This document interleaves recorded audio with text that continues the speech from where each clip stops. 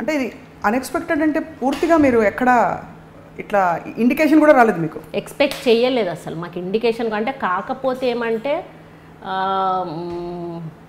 కొంచెం ఈ మధ్యలో అంటే మేము టైం అడుగుతా ఉన్నాం అసలు ఇవ్వకపోవడము అట్లా అట్లా కొంచెము అన్నది, కానీ మామూలుగా ఏదో వాళ్ళకి బిజీలో ఉండొచ్చులే అట్లా అని అనుకున్నాము. పర్టికులర్గా మనల్ని టార్గెట్ చేస్తున్నారు అనే అనుమానం మాత్రం ఎక్కడా కూడా మాకు రాలేదు. అందుకని మేము బాగా నమ్మాము అసలు చెప్పాలంటే. అంటే టార్గెట్ చేస్తున్నారు అని ఎట్లా కన్క్లూడ్ చేసుకున్నారు? అంటే ఇది కేవలం మీ పేరు అనౌన్స్ చేయలేదు, జరిగిన పరిణామం అది. అంటే మొత్తము మాకు ఫోన్ చేయడము, టికెట్ గురించి అడగడము, కేటీఆర్ గారు 2 అడిగారు కదా, మరి 2 వీలు పడదని చెప్పమన్నారు సారు. ఒక భూపాలపల్లి మాత్రం కుదరదు, ఈస్ట్లో పెట్టుకోమన్నారు. మళ్ళీ మీరు ఎట్లా మీ పాపని ఎంటర్ చేయాలనుకుంటున్నారు కాబట్టి ఒకవేళ అవసరమైతే నేను డ్రాప్ అయినా చేస్తాను అనేటువంటి మాట కూడా మీరు అన్నారు కదా, మరి అది కూడా ఆలోచించుకోమన్నారు. ఇవన్నీ అడిగారు. అంటే 1 డే ఆలోచించుకొని మా ఫ్యామిలీతో కూర్చొని ఆలోచించుకొని చెప్తాను అన్నాను. మర్నాడు అంటే 45 మినిట్స్ తర్వాత మళ్ళీ ఫోన్ చేశాడు చెప్పమని. అంటే ఇంకా ఈయన లేరు, మా హస్బెండ్ లేరు, వరంగల్ నుంచి వస్తున్నారు, వచ్చాక మాట్లాడుకుంటామన్నారు. సరే రేపు చెప్పండి అక్క అని పెట్టేశాడు. తెల్లారి మాకు ఫోన్ చేయడానికి కుదరలేదు. మర్నాడు ఎట్లాగో వీళ్ళు క్యాబినెట్ సమావేశం ఉంది, నేను సీఎం గారు అట్లాగో కొన్ని పనులు పెండింగ్ ఉన్నాయి, వెళ్దాం వీలుంటే చేయించుకుందామని అక్కడికి వెళ్ళాను. వెళ్ళి ఆయన ఉన్నాడేమో అని చూస్తే లేడన్నట్టు. ఇంకెట్లాగో లేడు, మళ్ళీ ఇన్ఫర్మేషన్ ఇవ్వకపోతే బాగోదని ఫోన్ చేసి మాట్లాడాను తనతోటి. సరే అమ్మ వరంగల్ ఈస్ట్ ఫైనల్ కదా అన్నట్టు ఫైనల్ అని అన్నాను. మీరా మీ పాప అని అడిగాను. ఇదంతా ఎప్పుడు ఆ రోజే అదే మన అనౌన్స్ చేసే రోజే. మళ్ళీ మనకు ఇది గవర్నమెంట్ కూడా వీళ్ళు విత్డ్రా చేసుకున్నారు కదా, అది ఆ రోజే క్యాబినెట్ అయిపోయింది. క్యాబినెట్కి కాకముందే ఇంకా ఆయన వస్తాడు అనే వెళ్ళాను నేను.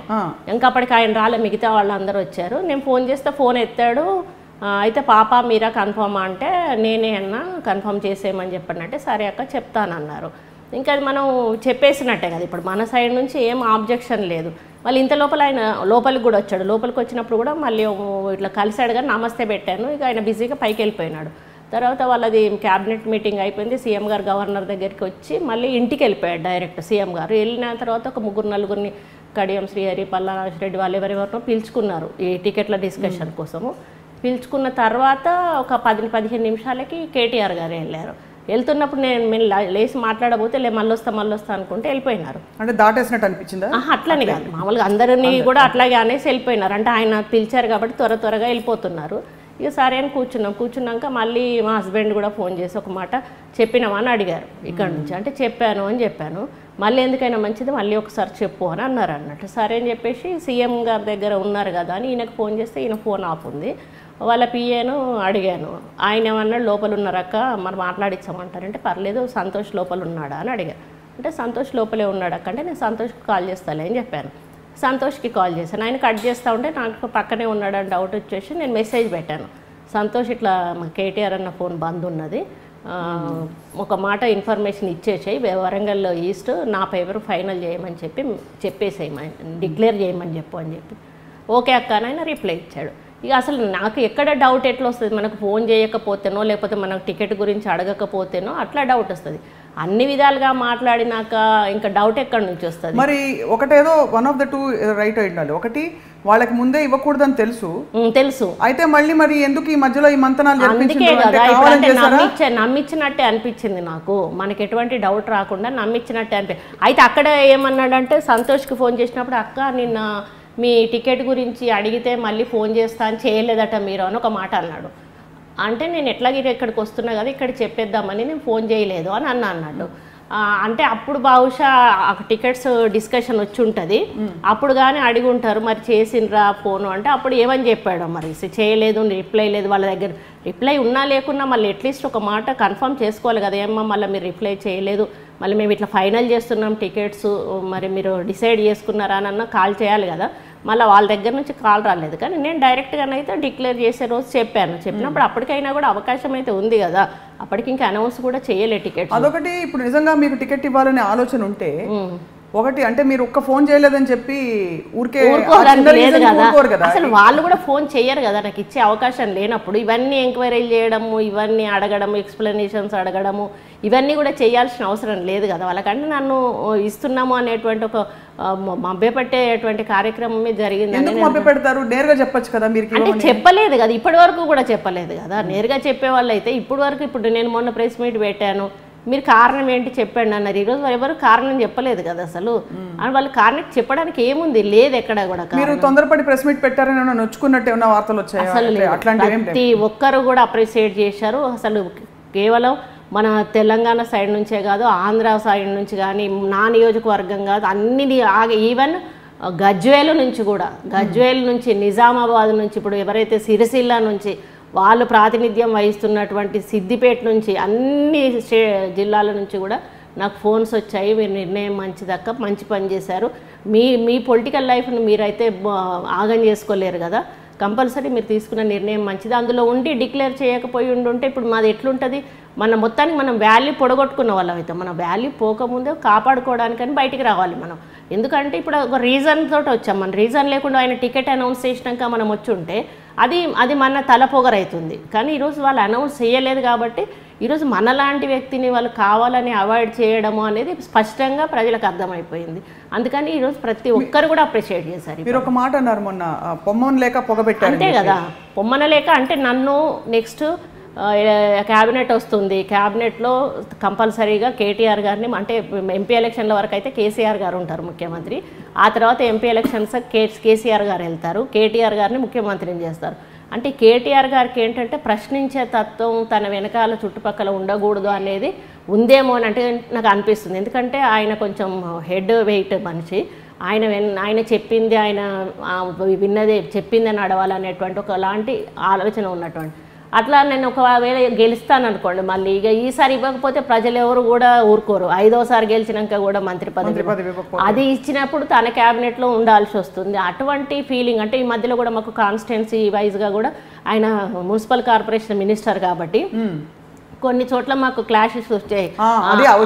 ఎందుకంటే ఒక్క కుండా సురేఖ గారి మీద వచ్చాయి కాబట్టి నా మెంటాలిటీ ఆయనకి ఎక్స్పోజ్ అయింది. లేకపోతే నాకు అసలు నాకు ఏ మధ్యలో ఎక్కడ కూడా మాటలు లేవు. మామూలుగా ఒక ఇష్యూలో మాకు వరంగల్ ఈస్ట్ లో ఓసిటీ అనేటువంటిది ప్లేస్ ఉంటుంది. ఆ ప్లేస్ ఓపెన్ ప్లేస్ అన్నట్టు, అక్కడ ప్రతిసారి కూడా దసరా ఉత్సవం కూడా ప్లేస్, అది దసరా ఉత్సవాలు అవన్నీ కూడా పెద్ద ఎత్తున జరుగుతాయి. అసలు ఇక అక్కడ వేరే ఓపెన్ ప్లేస్ అంటూ వరంగల్ ఏరియాలో లేనే లేదు.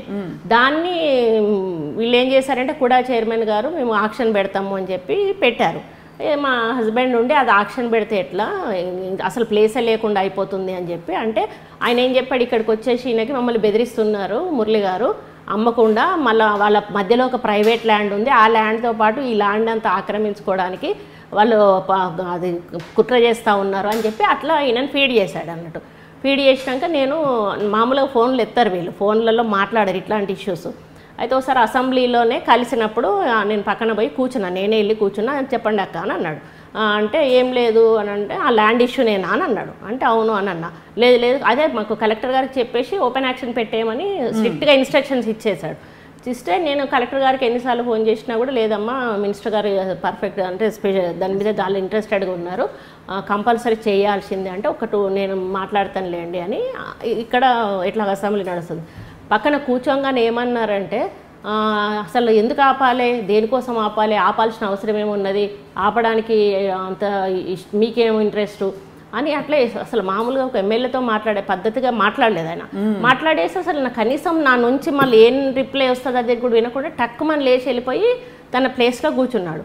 అసలు నేను చాలా హర్ట్ అయ్యా ఆ రోజు. హర్ట్ అయినాక తర్వాత మళ్ళీ మర్నాడు ఏం చేశానంటే అసలు నేను కావాలని వెళ్ళి పక్కన కూర్చున్నాను.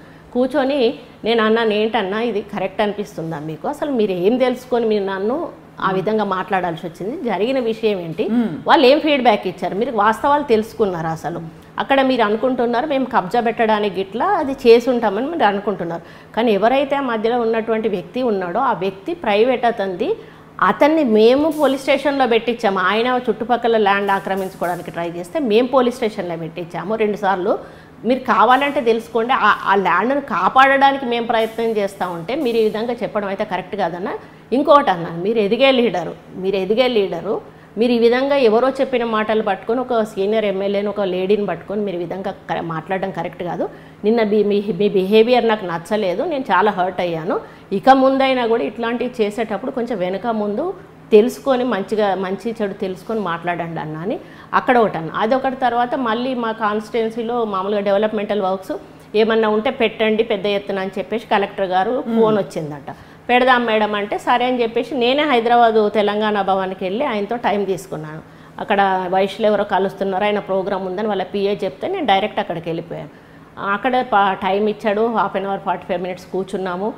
మొత్తం కాన్స్టిట్యున్సీలో జరిగే గొడవలన్నీ చెప్పాను. ఇట్లా ఎవరో అంటే వేరే వాళ్ళని నేనే ఎగేశాడు, అంటే 4-5 అంటే సారయ్య ఎక్స్ మినిస్టర్ ఆయన మా కాన్స్టిట్యున్సీలో నా మీద ఓడిపోయిన అతన్ని ఆయనని జాయిన్ చేసుకున్నారు. ఇప్పుడు గుండు సుధారాణి అని చెప్పి ఆమె నాకు వ్యతిరేకం చేసింది, ఆమెను జాయిన్ చేసుకున్నారు. ఇక ఇప్పుడు మేయర్ని బాగా ఎంకరేజ్ చేసి మేయర్ కూడా ఆయన ఇష్టం ఉన్నట్టుగా బయటకు వచ్చి స్టేట్మెంట్స్ ఇవ్వడం, అట్లా నాకే టికెట్ ఇస్తా అన్నాడు కేటీఆర్ అని ఇట్లా చెప్పుకోవడం జరుగుతుంటే నేను స్ట్రేట్గా అడిగా, మరి ఇట్లా జరుగుతుందన్న మీ పేరు చెప్తున్నారు అంటే నా పేరు చెప్తే మాత్రం పెద్దసారి వింటాడాక నేను చెప్తే ఇస్తారా అని అన్నాడు. మరి అట్లాంటప్పుడు ఆయన వాళ్ళని పిలిచి కనీసం కన్విన్స్ చేయాలి కదా. ఇదంతా పోనీ కానీ భూపాలపల్లి విషయం చెప్పండి, అసలు భూపాలపల్లి ఏం జరుగుతుంది అని అన్నాడు. ఏం జరుగుతుందన్న అక్కడైతే ఆయన గెలవడం అనంట. సారు కొంచెం నారాజు ఉన్నాడు, మీరు ఎక్కడ స్టేట్మెంట్ ఇచ్చారట ఇట్లా ఓడిపోతారని చెప్పేసి మన ఎమ్మెల్యే గారు ఇట్లా అనడం కరెక్ట్ కాదు కదా అని అన్నారు. అంటే ఇట్లా ప్రెస్ వాళ్ళు అడిగారన్నా మరి ఇట్లా ఆయనకు తగ్గిపోయింది అంటే వాస్తవం ఉన్నది చెప్పినా వాళ్ళ పిల్లల మీద ఇట్లా వ్యతిరేకత ఉంది, అది ఆయన మీద ఎఫెక్ట్ పడుతుందని చెప్పానన్న. అంటే ఇంకా ముందు వెళ్ళకండి అట్లా అంటే సరే మంచిది నాదేముంది అక్క అన్న, కాకపోతే మా క్యాడర్ని అక్కడ ఇబ్బంది పెడుతున్నారు, మా క్యాడర్ని కేసులు పెట్టిస్తున్నారు, కొట్టుతున్నారు. అంటే స్థానికంగా జరగబోయే ఎన్నికల్లో ఓడిపోతారని చెప్పారు మీరు? అదే లేదు, అంటే ఆయనే ఎమ్మెల్యే సీట్లోనే ఆయన గెలవడం కష్టం అనేటువంటి మాట ప్రెస్ వాళ్ళు అడిగితే చెప్పాను నేను. అది నచ్చలేదు, చెప్పకూడదు కదా అని అన్నారు సీఎం గారు అని అన్నారు. అన్నట్టు అన్నాక నేనన్నా ఇట్లా జరిగిందన్న, ఆయనను గెలిపించింది మురళి గారు ప్రచారం చేసి, మన వాళ్ళను ఎవరైతే ఆయన వెనక తిరిగి గెలిపించారో వాళ్ళందరినీ మురళి మనుషులని ముద్ర వేయడము, కొట్టడము, పోలీస్ స్టేషన్లలో పెట్టడము, కేసులు పెట్టడము ఇట్లాంటివి చేస్తున్నప్పుడు వాళ్ళు బాధపడుతుంటే మేము ఎట్లా చూస్తూ ఊరుకుంటామన్నా, మా క్యాడర్ని మేము కాపాడుకోవాలి, అందుకని మేము ఉన్నామనేటువంటి ధైర్యాన్ని ఇవ్వడానికి మేము వెళ్తున్నాము అని అంటే ఇవన్నీ ఇట్లా జరుగుతున్నాయో ఇవన్నీ సార్కి తెలియదు కావచ్చు అని అన్నాడు. అంటే ఇప్పుడు మీకు చెప్తున్నాను కదన్నా ఇవన్నీ సార్ దృష్టికి తీసుకెళ్ళండి, మాకేం ఇంట్రెస్ట్ లేదు, కానీ వాళ్ళందరినీ ఆయన అట్లా ఇబ్బంది పెట్టడం అయితే కరెక్ట్ కాదు కదా అన్న. అదొకటి. మళ్ళీ మొన్న ఒకటి ధర్నా చౌక్ మనకి ఇక్కడ ముస్లిమ్స్ ఒకటి ఇక్బాల్ మినార్ గురించి ఒకటి గొడవ అయింది వరంగల్లో. ఇదంతా ఇప్పుడు అనిపిస్తుందండి ఇవన్నీ రిమైండ్ చేసుకుంటాను అంటే ఆయన కారణాలు ఏంటి అంటే ఇవన్నీ కూడా మనసులో పడుంటాయేమో అని నాకు అనిపిస్తుంది. కానీ నాకు ఒక డౌట్ అడుగుతాను చూడండి, ఇప్పుడు ఒకవేళ నిజంగానే మీరు ఎక్కడ మళ్ళీ గెలిస్తే ఈసారి మీకు మంత్రి పదవి ఇచ్చి మళ్ళీ మీరు ఒక స్ట్రాంగ్ ఫోర్స్గా తయారయ్యి క్లాషెస్ వస్తాయని వాళ్ళు ఫీల్ అయితే కేటీఆర్ గారి ద్వారానే మీకు ఎందుకు ఆ మాట కబురు అంపుతారు? భూపాలపల్లి ఓకేనా, అదోకేనా, ఇదోకేనా? ఆయన కబురు అంపలేదు, నేను వెళ్ళి కలవడానికి అంటే కరెక్టే, అది కరెక్టే. వేరే వాళ్ళు చేయించదు కదా, ఊరికే మమ్మీ పెట్టాలంటే ఆయనే వాడుకుని చేయరు కదా. సో ఇది ఆలోచించారా? ఒకవేళ గ్యాప్ వచ్చిందేమో, మిస్అండర్స్టాండింగ్ వచ్చిందేమో, అట్లాంటి ఏమీ ఆలోచన లేదు, రాలేదు. ఎందుకంటే అందరికి ఆయనే చేస్తున్నాడు, ప్రతి ఒక్కరికి ఆయనే చేస్తున్నాడు, ప్రతి నియోజకవర్గం నుంచి ఆయనే పిలుచుకుంటున్నాడు. వేరే మా వరంగల్లోనే డోర్నకల్ నియోజకవర్గంలో ముగ్గురు అంటే రెడ్డి నాయక్ గారు వాళ్ళ కూతురు సత్యవతి వీళ్ళ ముగ్గురిని కూడా పిలుచుకొని కూర్చోబెట్టి సముదాయించారంట. అదే నేను అనుకున్నా, మరి వాళ్ళని సముదాయించినప్పుడు నా నియోజకవర్గంలో సమస్య చెప్పినప్పుడు నా నియోజకవర్గం కూడా సముదాయించి చెప్పాలి కదా. ఒక ఫోన్లో చెప్పేసేసి నువ్వు వచ్చి టికెట్ తీసుకొని వెళ్ళిపోనంటే అది ఎంతవరకు బాగుంటుంది? నేను అదే సంతోష్ తోటి ఫోన్లో ఆ రోజు కూడా అంతకుముందు అంటే వెనక రెండోసారి చేసేదానికంటే ముందు సంతోష్తో మాట్లాడా. సంతోష్ ఇట్లా అంటే ఫోన్ చేయలేదు అంటున్నావు నువ్వు, అసలు అది చేసే పద్ధతి కరెక్ట్ కాదు కదా. నేను ఒక సీనియర్ ఎమ్మెల్యేను, నా దగ్గర ఈ ప్రాబ్లం ఉంది, ఇట్లా జరుగుతుంది అని పదే చెప్పినప్పుడు అందరినీ కూర్చోబెట్టి ఒక మాట చెప్పకుండా నలుగురిని 4 దిక్కులా ఎగేసి నన్ను నించోబెట్టి ఓడించి నా పరువు తీయడానికి అని చేస్తున్నారు. ఎందుకు చేస్తున్నారు నాకు అర్థం కావట్లేదు అని చెప్పి కొంచెం నేను డిస్కస్ చేశాను. అది కూడా చెప్పుంటాడు ఈయన, సంతోష్ చెప్పుంటాడు. ఇంకా ఇవన్నీ వాళ్ళు అదొకటి వాళ్ళకి మనసులో అంటే ఏంటంటే ఇక వాళ్ళకి ఎత్తేయాలనిపించింది, ఎత్తేసే టైంకి ఇవన్నీ కారణాలు. మంచి పలుకుబడి ఉన్న దంపతులు ఇద్దరు ఆ ఏరియాలో, మాకు గెలిచే వాళ్ళు కావాలని ప్రతి పార్టీ అనుకోవడం సహజం, కానీ మీరు గెలిచే వాళ్ళని ఎందుకు వదులుకుంటారు 4 సార్లు? ఒకటి ఏంటంటే లాస్ట్ టైము గెలుపు కోసమని నన్ను మమ్మల్ని బ్రతిమలాడి ఇప్పుడు బయట స్టేట్మెంట్ వాళ్ళతో ఏమి ఇస్తున్నారంటే మేము వాళ్ళని బ్రతిమలాడామని. మేము బ్రతిమలాడితే పర్కాల కోసం బ్రతిమలాడుకుంటాం కానీ వరంగల్ ఈస్ట్ కోసం బ్రతిమలాడుకోం కదా. మాకు 30 ఏళ్ళ నుంచి మేము ఎంటున్న నియోజకవర్గం కోసం వెతుక్కుంటాం కానీ కొత్త నియోజకవర్గం కోసం మేము ఎందుకు ఎత్తుకుంటాం. ఈరోజు వాళ్ళు పిలిచి కొత్త నియోజకవర్గంలో నిలబెట్టడానికి మమ్మల్ని పిలిచారు. గెలుస్తారని అక్కడ మాజీ మంత్రి ఉన్నాడు, ఆయన ఓడగొట్టాలంటే మీరు మాత్రమే ఓడగొట్టగలరు అని చెప్పేసి నించోబెట్టి మేము లోపలికి ఆయన దగ్గరికి మాట్లాడడానికి వెళ్ళినప్పుడు కూడా ఒక హాఫ్ అన్ అవర్ కూడా డిస్కషన్ చేసాము. వద్దన్నా మేము వదిలిపెట్టలేమన్నా అంటే కూడా లేదమ్మా మీరు ఇక్కడే నించోండి, మీకు అక్కడ ఏమి ఇబ్బంది లేకుండా నేను చూసుకుంటా అని అన్నీ మాట్లాడాడు ఆయన. అక్కడ నించోబెట్టారు. ఇప్పుడు ఏంటంటే వాళ్ళకు బాగా కాన్ఫిడెన్స్ వచ్చింది. ఎవరున్నా ఎవరు లేకపోయినా కూడా మేము బాగా సీట్లు 100 సీట్ల పైన గెలుచుకుంటాం కాబట్టి ఈ మొక్కది పోకే మాకేం నష్టం ఉంది అనేటువంటి ఒక ఫీలింగ్ వాళ్ళకి వచ్చి ఉంటుందని నేను అనుకుంటా ఉన్నాను. అందుకే మమ్మల్ని దూరం చేసుకోవడానికి సిద్ధపడ్డారు కాబట్టి ప్రకటించలేదు. అంతే అంతే అంతే. కానీ ఇంతవరకు ఏమి వాళ్ళ వైపు నుంచి ఎందుకమ్మా ఇట్లా చేశారు? నేను రేపు ప్రెస్ మీట్ అని స్క్రోలింగ్ వస్తున్నప్పుడు వెయిట్ చేశాను, పొద్దున్న ఫోన్ వస్తుందని వెయిట్ చేశాను. మర్చిపోయాను 105 లిస్ట్ అవుట్ అయినాక కూడా నేను ముగ్గురికి ఫోన్ చేశాను. కేటీఆర్కి చేశాను, ఎత్తలే ఎవరు ముగ్గురు ఎత్తలే. సంతోష్ ఎత్తలే, కేటీఆర్ ఎత్తలే, హరీష్ రావు ఎత్తలే. ముగ్గురు కూడా ఫోన్ కూడా ఎత్తలేదు అని ఇంకా మనం ఏమనుకుంటాము. అంటే ఎత్తకపోయినా రివర్స్ అన్న పోనీ ఏదైనా బిజీలో ఉండి ఎత్తకపోయినా మళ్ళీ తర్వాత అన్న చేస్తారు కదా, చేయాలి కదా. ముగ్గురు ఒక్కరన్నా చేయాలి కదా, ఎవరన్నా ఒకరన్నా చేయలే. సో చాలా మొత్తం మీద చాలా భంగపడ్డారు మీరు. అంటే అంతే కదా. మీరు ఎప్పుడు అంటే మీరు పదవి కోసం తాపత్రయపడుతున్నారని అడగను, ఎందుకంటే మీరు గతంలో పదవులు వదులుకున్న సందర్భాలు ఉన్నాయి. అది కాదు ఈసారి కూడా 5 ఏళ్ళు మంత్రి పదవి అయిపోయిన ఒక దగ్గర ఎక్కడన్నా మాట్లాడానా నేను? ఈసారి అది కూడా రాబోతున్నాను. కానీ అంతకంటే ముందు మీ తదుపరి కార్యాచరణ సిద్ధం చేసుకుని మీరు బయటకు వచ్చారా? బయటకు వచ్చాక సిద్ధం చేసుకుంటున్నారా? ఎవరెవరు అంటే లాస్ట్ టైం కూడా మాకు అట్లనే జరిగింది. ఇండిపెండెంట్ గా వేద్దాం అనుకున్నప్పుడే వీళ్ళు పిలిచారు. ఈసారి ఈ పార్టీలోంచే వేద్దాం అనుకున్న టికెట్ ఇచ్చిండుంటే నోకొస్తాను అసలు మీరు ఇప్పుడు ఇది డిస్కషన్ అంతా ఇదంతా ఉండేది కాదు. కానీ వాళ్ళు రిజెక్ట్ చేశారు కాబట్టి ఈరోజు మేము బయటికి రావాలి. ఎంత రాకపోతే అది మాకు ఆత్మాభిమానం దెబ్బతిన్నట్టే. ఇప్పుడు మేము మమ్మల్ని అవమానపరిచినా కూడా అక్కడ ఉండడము అనేది చాలా ఇబ్బందికరమైనటువంటి విషయం. మొదలు రాజకీయాల్లో మనల్ని మనం గౌరవంగా ఉంచుకోవాల్సిన అవసరం ఉంది. అందుకని బయటకు వచ్చి ఇప్పుడు లెటర్ అయితే వచ్చాము, రేపు మళ్ళీ ఒక బహిరంగ లేఖ రాయబోతున్నాము. ఇప్పటి వరకు మాకు పార్టీ నుంచి సమాధానం రాలేదు. నేను వేసిన ఏ క్వశ్చన్కి కూడా వాళ్ళ దగ్గర ఆన్సర్ లేదు. ముఖ్యమంత్రి గారిని కలిసి ఎందుకండి కలవడం ఎందుకు? ఇంత లేదు, ఇంత తీవ్ర స్థాయిలో ఉన్న తర్వాత ఇంకా కలవడం కూడా వేస్ట్ కదా. ఇక మనకి ఆ ఫీలింగ్ వచ్చేసిద్ది అంతే, ఇంకా పోయే అవసరం లేదు. రేపు మాత్రం బహిరంగంగా ఒక లేఖ రాస్తాము. ఈ వినాయక చవితి అన్ని రోజులు కూడా మేము ఏ కార్యక్రమాలు తీసుకోము. మాకు ఇది ఈ పండుగ కొంచెం మంచిది అంటే ఏదన్నా ఒక ఇన్సిడెన్సెస్ అయితే అందుకని 9 days కూడా మేము దూరంగా ఉంటాం ప్రజలకు. కానీ ఈ 9 days తర్వాత బాధపడినట్టున్నారు అంటే లోపల ఫీలింగ్ ఉన్నది కదా. జరిగిన డిసప్పాయింట్మెంటా లేకపోతే జరిగిన తీరా జరిగిన విధానం కరెక్ట్ కాదు. ఒకవేళ మీకు ఇవ్వాల్సి లేకుంటే పిలుచుకొని మేము ఇవ్వదలుచుకోలేదు, ఈ కారణంతో ఇవ్వట్లేదు అని చెప్పొచ్చు కదా మీరు. నా తప్పేంటో లేకుండా ఏదో మీ ఇష్టానుసారంగా ఆ రోజు మీరే పిలుచుకుంటారు, టికెట్ ఇస్తారు, నాకు కాన్స్టిట్యున్సీ కానీ కాన్స్టిట్యున్సీలో నించోబెడతారు. నాకు సంబంధం లేని కాన్స్టిట్యున్సీలో మీ అవసరానికి నించోబెట్టుకున్నారు.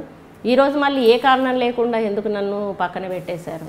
ఒక మాట చెప్పండి సురేఖ గారు, ఇది విశ్లేషకులు అడుగుతున్న ప్రశ్న. మీరు కుటుంబంలో 3 టికెట్లు అడిగారని. లేదు, వాళ్ళు మాకు జాయిన్ అయినప్పుడు ఆయన హామీ ఇచ్చింది, నాకు ఎమ్మెల్యే టికెట్ ఇస్తా అన్నారు, మా హస్బెండ్కి ఎమ్మెల్సీ ఇస్తా అన్నారు, నాకు మంత్రి పదవి ఇస్తా అన్నారు. అంటే నాకు ఆ 3 పదవులే కదా అవి. ఆ 3 ఒకటైతే నాకు ఇవ్వలేదు కదా, మంత్రి పదవి ఇవ్వలేదు. దానికి బదులు మేము 2వ టికెట్ అడిగాము. 2వ టికెట్ కూడా అడగలేదండి. పార్టీ పరంగా ఇట్లా ఎదురుగా కూర్చొని మేము ఎవరిని అడగలేదు. అసలు మేము అడిగిన సందర్భమే లేదు. బయట మీడియా పరంగా నేను మాట్లాడిన మాటలు వాళ్ళ దృష్టికి పోయినాయి అంతేగాని అది కూడా నేను మీడియాలో చెప్పేది కూడా ఎట్లా చెప్పానంటే అక్కడ ప్రజలు మా పాపను కోరుకుంటున్నారు, రావాలని ఇష్టపడుతున్నారు. ఒకవేళ మీరు సిట్టింగ్ ఎమ్మెల్యే మధుసూదనాచారికి ఇవ్వొద్దని డిసైడ్ అయినప్పుడు ఒక 4 ఆస్పిరెంట్లు ఉంటే అందులో మా పాప కూడా ఒక ఆస్పిరెంట్ ఉంటుంది. మీరు ఏదైతే వెరిఫై సర్వేలు చేపిస్తారో సర్వేల ప్రకారమే మీరు ఇవ్వండి అని చెప్పా. అంతేగాని మీరు మధుసూదనాచారిని తీసేసి మా పాపకి ఇవ్వండి కూడా నేను ప్రెస్ మీడియా పరంగా అడగలేదు. మీడియా పరంగానే అది కూడా మీకుండే స్థానిక ప్రాబల్యం వల్ల, మీకుండే బలమైన ఆలోచనలు, మీ ఇండిపెండెంట్ విధానం వల్ల ఎక్కడైనా ఇది ఒక అసమ్మతి సగగా తయారవుతుంది మన ఈ వ్యవహారం అంతా కూడా అనే ఒక ఆలోచన కానీ భావన కానీ అధినేతకి కలిగించే విధంగా ఏమైనా జరిగాయి? లేదు. అంటే వీళ్ళది ఇండిపెండెంట్ గా ఇంకొక వేరు కుంపటి అవడానికి అన్ని ఎట్లా చేస్తాం? వేరు కుంపటి ఇప్పుడు వేరు కుంపటి చేయాలంటే ఒక లీడర్షిప్ ఉండాలి. ఫ్యామిలీ అంతా కలిసే ఉన్నాక మేము వేరు కుంపటి పెట్టి వేరే వాళ్ళని ఎట్లా తీసుకెళ్తాం? ఇప్పుడు మేమైతే మా వెనకాల 10 మంది ఎమ్మెల్యేలను తీసుకుపోలేం కదా, అట్లా ఎట్లా జరిగే ఛాన్సే లేదు కదా. సో ఇది పూర్తిగా కేవలం జరిగిన చిన్న చిన్న ఇన్సిడెంట్స్ మీరు చెప్పారు, అది తర్వాత మీకు ఇప్పుడు మీ అవసరం వాళ్ళకి లేదని లేదంతే, అది కూడా అనుకోని ఉంచవచ్చు వాళ్ళు. అంతే, వాళ్ళకి ఒక ఈగోయిజం ఉంది అంతే. ఇప్పుడు మేము గెలుస్తాం కళ్ళు మూసుకొని ప్రజలు మాకు బాగా ఓట్లు వేస్తారు అనేటువంటి ఒక మైఫిల్లో ఉన్నారు వాళ్ళు. ఇప్పుడు ఈ 4 సంవత్సరాల్లో ఈ కొన్ని సంవత్సరాల్లో మీకైన ఇంటరాక్షన్ ముఖ్యమంత్రి గారితో ఎప్పుడు మీరు అడిగే అవకాశం రాలేదా? అడగలే అసలు మంత్రి పదవి గురించి కానీ, అంటే అసలు అవకాశం వచ్చిందా? అడగలే అసలు, నేను ఎప్పుడూ అడగలే. ఆయనే 1-2 సందర్భాల్లో అన్నాడు, ఎప్పుడన్నా కూర్చొని ఎప్పుడన్నా అనుకోకుండా కలిసి కూర్చున్నప్పుడు ఇస్తా అమ్మా ఇస్తా, నీకు తప్పకుండా న్యాయం చేస్తా అట్లా అన్నాడు. పర్లేదన్నా అని అట్లా అనేవి వదిలేసేవాళ్ళం, కానీ మీరు ఎందుకు ఇవ్వరు అనేది పట్టుబట్టినటువంటి సందర్భం అయితే లేదు. ఎట్లా ఉండేది ఆయనతో వ్యవహార శైలి అంతే మొత్తం? అంటే ఆయన మంచిగా ఉండేవారా లేకపోతే? బాగానే ఉండేవారు, కలిస్తే బాగానే మాట్లాడేవారు, కలవడమే కష్టం అంతే. కలిసారంటే ఎంతసేపు అయినా కూడా కూర్చునే వాళ్ళు మాట్లాడేవాళ్ళు. మేము ఒక్కరం కాదు 10 మంది కూర్చున్నా కూడా 10 మందిని గంట కానీ 2 గంటలు కానీ కూర్చోబెట్టి మాట్లాడుతూనే ఉండేవాళ్ళు. అట్లా అని మీరు ఎందుకున్నారు లేండి వెళ్ళిపోండి అట్లా మాట్లాడడం అనేది ఏం లేదు, కానీ కలవడమే కొంచెం కష్టంగా ఉండేది ఆయన. ఇంత పెద్ద అంటే ఒక సంచలనంగా ఏర్పడిన తెలంగాణ రాష్ట్ర సమితి వీళ్ళ ప్రభుత్వం ఎక్కడ మహిళల జాడ లేకపోగా మీ వంటి బలమైన మహిళ ఉండి కూడా ఎందుకు నాకు ఇవ్వట్లేదనే ఆలోచన మీకు కలిగి ఉంటుంది కదా, ఎందువల్ల అని మీ అంచనా, మీ అనాలిసిస్ ఏంటి చెప్పండి. అంటే నాకు తెలిసినంత వరకు రేపు అంటే మంత్రివర్గ ప్రమాణ స్వీకారం అనగా నైటు మా జిల్లా వాళ్ళందరూ కూడా వెళ్ళి మా మీద ఏదో కొంచెం అంటే చెప్పితే ఆపారనేది తెలుసు.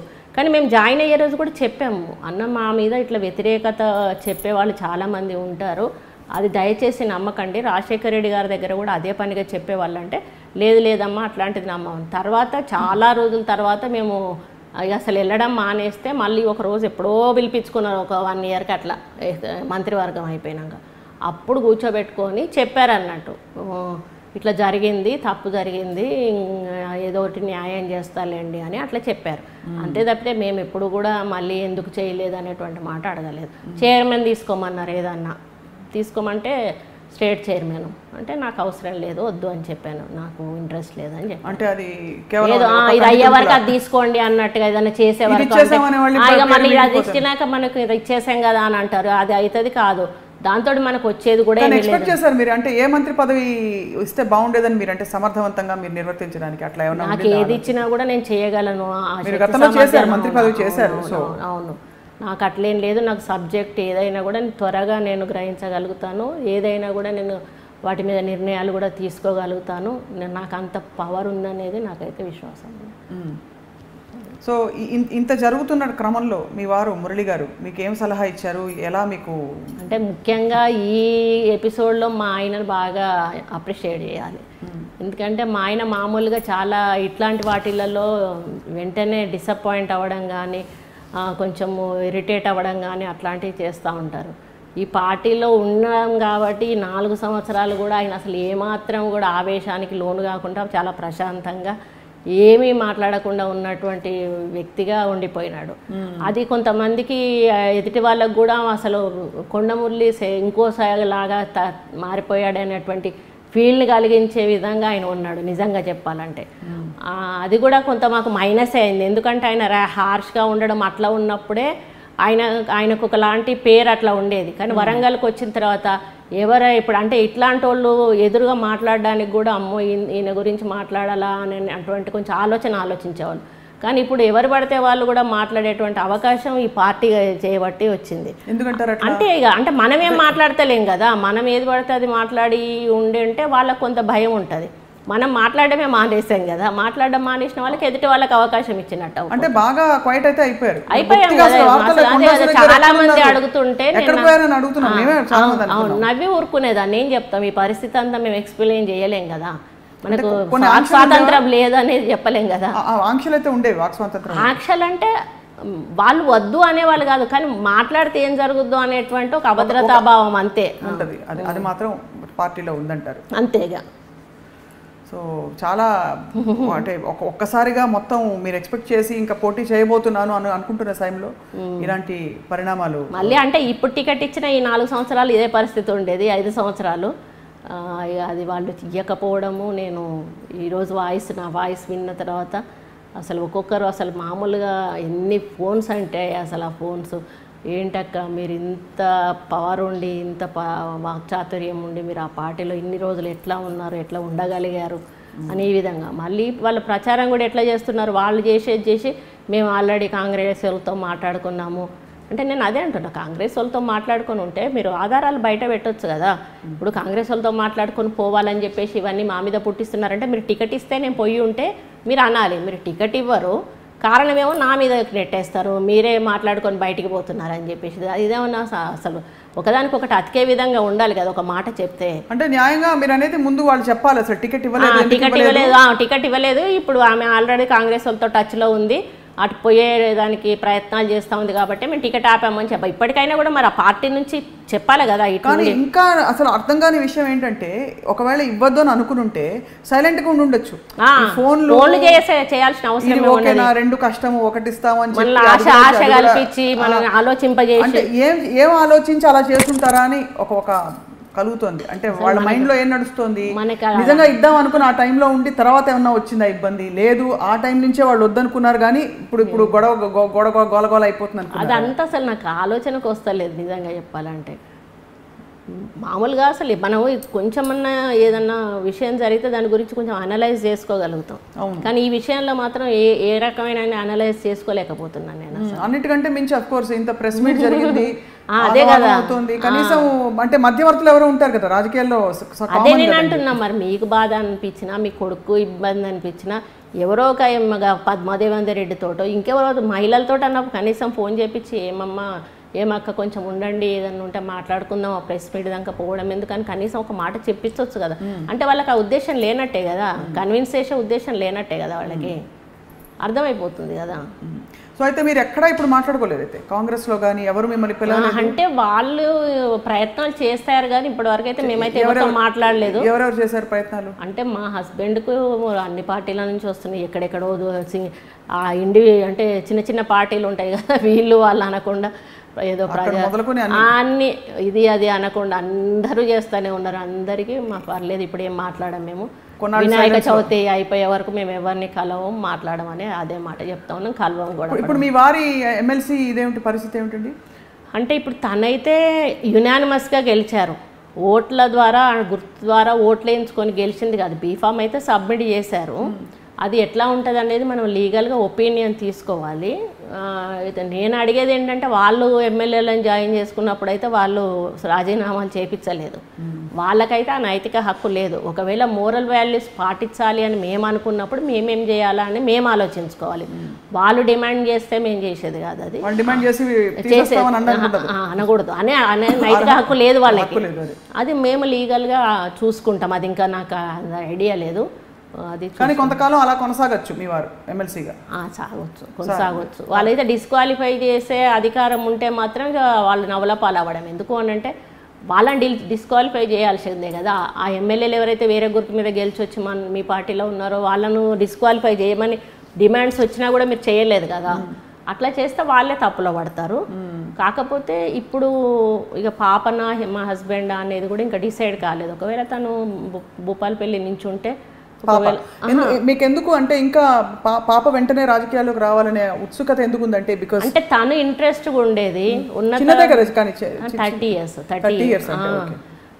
ఉన్నాయి. కానీ ఈ మధ్యలో జరుగుతున్న రాజకీయాలు చూసినాక అది కూడా కొంచెం ఒక అడుగు వెనక్కి వేసింది. అమ్మో ఇటువంటి రాజకీయాలు వచ్చాయి అంటే ఎవరెవరిని ఏం మాట్లాడుతున్నారు అసలు మంచి మర్యాద అసలు ఏమన్నా ఉన్నాయా అనేది అది కొంచెం వెనకడిగేసింది. దానికి మొన్నటి వరకు బాగా ఉండే చూస్తున్నాం. ఇంకా తన మా హస్బెండ్ అనేది నేనైతే ఇక ఈస్ట్లో కన్ఫర్మ్గా. సో మీరిద్దరూ మీరు మీ పాప కానీ మీరు మీ వారు కానీ డిసైడ్ చేసుకుంటారు నేను మాత్రం కంపల్సరీ, మీరు మాత్రం కంపల్సరీ ఇండిపెండెంట్ లేకపోతే ఎనీ అదర్ పార్టీ ఎవరు ఎందులోకి పోతామా అనేది ఇంకా మాక్సిమం అయితే ఇప్పటివరకు ఇండిపెండెంట్ థాట్ లోనే ఉన్నాము. తర్వాత మనకు ప్రజల అభిప్రాయాల మేరకు మెజారిటీ ప్రజలు ఏది కోరుకుంటే దాన్ని ఆమోదిస్తారు. మీ నియోజకవర్గంలో మీరు ఈ ఒత్తిళ్ల మధ్య గత కొన్ని సంవత్సరాల్లో మీరు అభివృద్ధి పనులు చేయగలిగారా?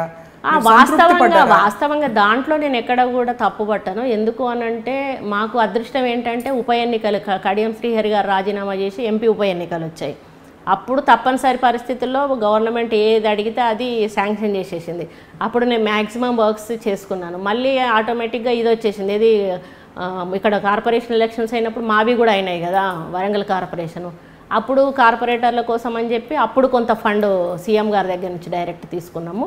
మళ్ళీ 300 crores ఎవ్రీ ఇయర్ బడ్జెట్లో పెడతామన్నారు కదా, అది కూడా పెడుతున్నారు. ఇప్పుడు 3 నెలల నుంచి 900 కోట్లు. అందులో కూడా నా పార్ట్ ఏదైతే ఉందో నేను తీసుకొని నేనైతే మ్యాక్సిమం 90% వరకు కూడా అభివృద్ధి చేశాను. అక్కడ అందులో ఎక్కడ కూడా లోపం లేదు. మీరు ప్రజలు కాన్ఫిడెంట్ గా మీరు ఎక్కడున్నా ఇండివిజువల్ గా ప్రజల్లో మాత్రం ఒకవేళ నాయకులలో పార్టీకే కట్టుబడి ఉంటాం, పార్టీ ఆలోచనలకే కట్టుబడి ఉంటామని నాయకులు వెనుక తగ్గినా కూడా ప్రజలు మాత్రం 100% నాకు సపోర్ట్ చేస్తారనే విశ్వాసం నాకున్నది.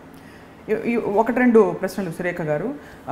మీరు బాగా ఆత్మపరిశీలన చేసుకోవడం మీకు అలవాటు ప్రతి సందర్భంలో. లాస్ట్ టైం కూడా మీరు మంత్రి పదవికి రాజీనామా చేసినప్పుడు నేనేమన్నా తప్పు చేశానా అని ఆలోచిస్తారు. కాబట్టి ఇదొక ఈ పార్టీ వ్యవహార శైలి మీకు ముందే కొంచెం అవగాహన ఉంటుంది. కేసీఆర్ గారు కొంత ఆయన చెప్పినట్టు నడుచుకోవాలని చెప్పి ఎక్కడైనా నేను అడ్జస్ట్ అయి ఉంటే బాగుండు అనే ఆలోచన వచ్చింది? అస్సలు లేదు ఎక్కడా కూడా. అంటే లేదు నేను తొందరపడ్డానని, లేకపోతే కాస్త ఆగితే బహుశా చెప్పేవారేమో మరుసటి రోజు. మీకు క్లియర్ అయిపోయింది పిక్చర్ అయితే? ఎక్కడ మనసు ఇది లేదు. మీరు మురళి గారు కొంత రెబెల్ స్టార్స్ ఇద్దరు కొంచెం మీ ఆత్మాభిమానం కొద్దిగా భంగం కలిగి చేసినా కూడా అడ్జస్ట్ అవ్వరు. జాయిన్ అయ్యే రోజు చెప్పింది కూడా అదే కదా. జాయిన్ అయ్యే రోజు కేటీఆర్ గారికి ఒకటే మాట చెప్పాము. కేటీఆర్ గారు అన్నారు, నాన్నగారు అందుబాటులో ఉన్నా లేకపోయినా నన్ను కలవండి, నాకు ఫోన్లు చేయండి, ఏదున్నా నేను చూసుకుంటాను అన్నారు. కానీ ఆ రోజు నుంచి ఆయన ఎప్పుడూ మాకు అందుబాటులో లేడు, మాకు కలవలేదు. కానీ ఆ రోజు మేము ఒకటే మాట చెప్పామన్నా, మాకు ఏదున్నా లేకున్నా కూడా ఆత్మగౌరవం ముఖ్యం, ఆత్మాభిమానం ముఖ్యం. ఈ రెండింటికి ఎక్కడ భంగం కలిగినా కూడా మేమైతే ఊరుకోమని ఇదే మాట ఆయనతో మాట్లాడిన రోజు కూడా అన్నా. ఎక్కడైతే తెలంగాణ భవన్లో మాట్లాడినో ఆ రోజు కూడా అన్నా, నేను ఏదైతే అన్నానో అదే రిపీట్ అవుతుందన్నా, ఇది కూడా ఒకసారి మీరు ఆలోచించుకోండి అన్నా.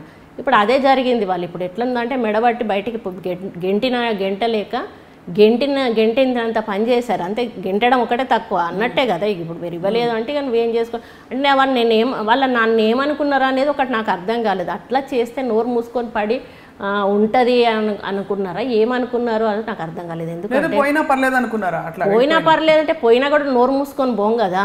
ఇంత అన్యాయం చేసినాక ఎందుకు నోరు మూసుకొని పోతాము? ఏం చెయ్యదు, బయటికి పోయి ఏం చేయలేదు అనుకున్నారా, లేకపోతే అందులోనే నోరు మూసుకొని పడి ఉంటుంది అనుకున్నారా? నాకు అర్థం కాలేదు. ఇప్పుడు మీరు బయటకు వచ్చారు కాబట్టి పరిస్థితులు ఎన్నికల వాతావరణం వచ్చేసింది కాబట్టి మీ అంచనాలు ఎలా ఉన్నాయి? అంటే ఈ ప్రభుత్వ పనితీరుకి మీరు ప్రభుత్వ పనితీరు అనేది అంటే అందులో 2 రకాలుగా ఉన్నాయి. ప్రభుత్వం పని చేయడానికి ప్రయత్నం చేసింది, చేయలేదు అనను.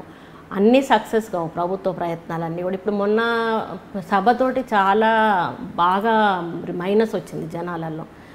ప్రగతి నివేదన సభ చాలా గ్రాఫ్ పడిపోయింది. ఎందుకంటే అంత పెద్ద ఎత్తున చేస్తామని చెప్పి జనాలను ఇబ్బంది పెట్టి అక్కడ దాకా తరలిచ్చిన తర్వాత ప్రజలకు ఏం మెసేజ్ ఇచ్చాడు అనేది ఒకటి బాగా పోయింది.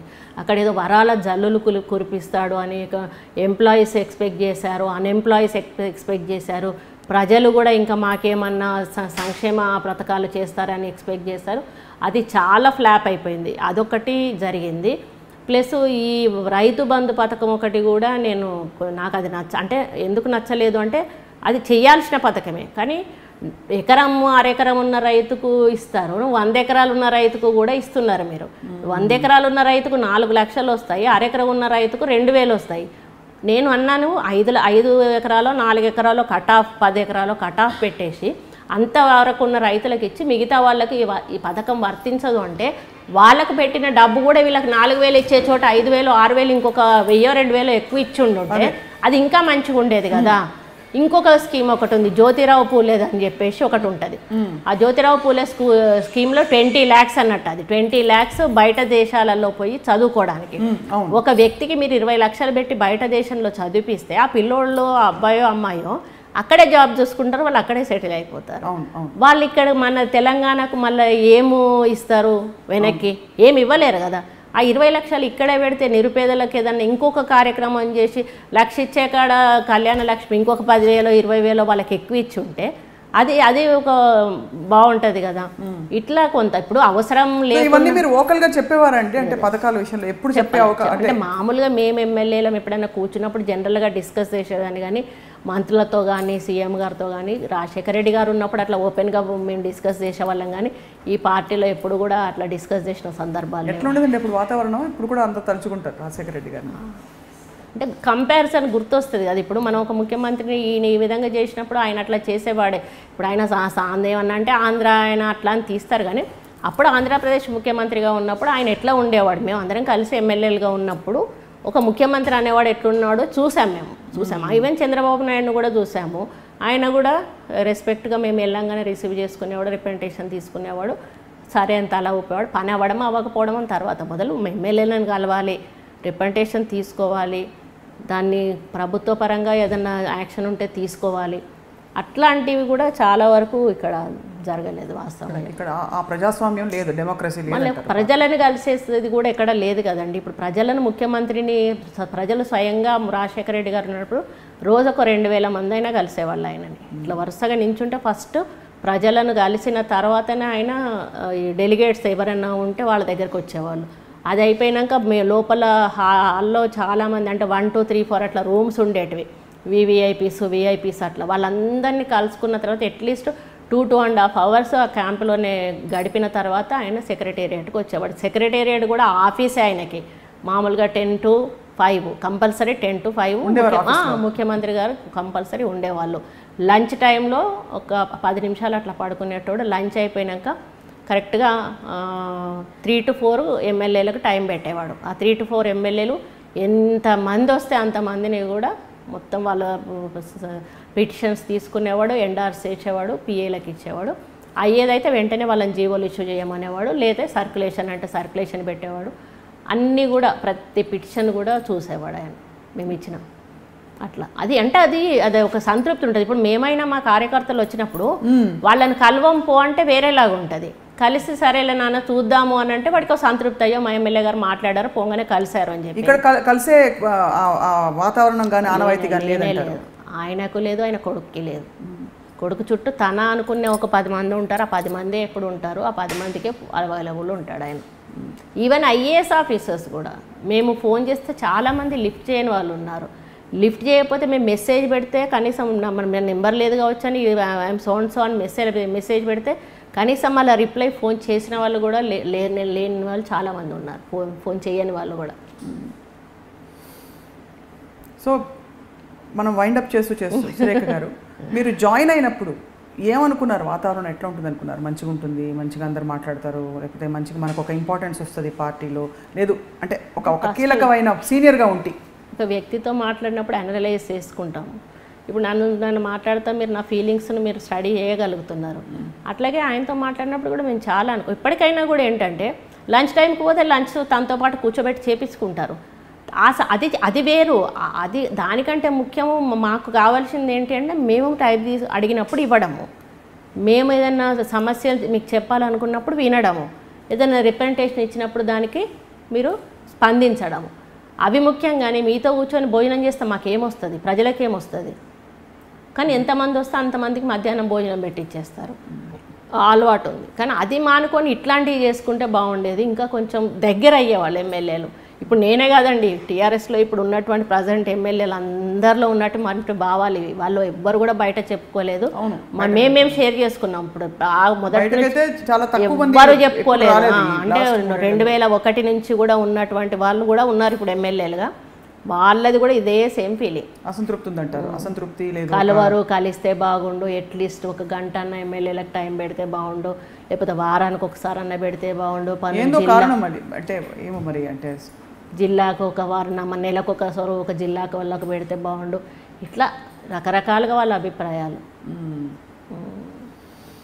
సో మొత్తం మీద మీరు ఎప్పుడు వార్తల్లోకి లాస్ట్ టైం మీరు ఎలాగే కొంచెం అంటే కాంట్రవర్షియల్గా వార్తల్లోకి రావడమే నాకు చాలా బాధాకరం ఉంది. మేము ఈ చేయని తప్పులకే మేము కాంట్రవర్షియల్ అయిపోతూ ఉన్నాము.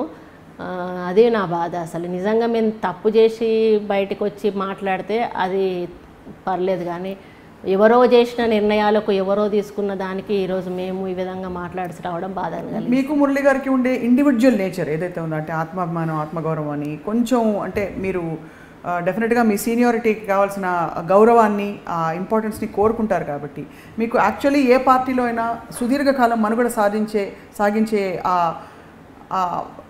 ఆప్షన్ బెటర్ అంటారా? మీరు ఇండిపెండెంట్గా ఉండడం బెటర్ ఎప్పుడైనా ఫీల్ అవుతారా? అంటే ఇండిపెండెంట్గా అంటే ఒకటి ఏంటంటే ప్రజలు అంత ఈజీగా మనల్ని అబ్జర్వ్ చేసుకోలేరు. వాళ్ళల్లో ఒక మెంటాలిటీ ఉంటుంది అన్నట్టు, అంతే ఈ పార్టీ అనేటువంటి మెంటాలిటీ ఉంటుంది. ఈ పార్టీ మీద కోపం వస్తే ఆ పార్టీకి వేస్తారు, ఆ పార్టీ మీద కోపం వస్తే. కానీ ఇండివిజువల్గా అనేది కంటిన్యూస్గా మనం ఇవ్వరం కూడా మన పొలిటికల్ లైఫ్ని అయితే మనం డీల్ చేయడం చాలా కష్టం. అది అందుకే ఏదో ఒక నిర్ణయం తీసుకోవాల్సి వస్తూ ఉంది. చూడాలి ఎలా ఏ పార్టీలో మీకు హారతి పళ్ళం పెట్టి పిలుస్తారు. సో ఇప్పుడు ఎవరైనా ఎదురుపడితే టీఆర్ఎస్ సభ్యులు మీ తోటి, నాకు అట్లేం లేదండి, నేను అందరినీ కలిపిపోతాను. కేటీఆర్ గారు కనిపించిన పలకరించి అడుగుతారా? ఓపెన్ గా అడిగేస్తాను. ఎందుకు తప్పేముంది? అడగడంలో తప్పేముంది? అడిగే హక్కు నాకుంది, చెప్పాల్సిన బాధ్యత వాళ్ళకు ఉంది. లేదక్క మీరు తొందరపడ్డారు, కొంచెం ఆగేటుండే, ఏదో ఒకటి అవుతుండే, ముఖ్యమంత్రి గారు సీఎం గారు చేస్తామని అనుకున్నారు, మీరు తొందరపడి అదైనా ఎందుకు చెప్పలేదని అడుగుతాను కదా. ఫోన్లు ఉన్నాయి కదా, ఫోన్లలో చెప్పొచ్చు కదా.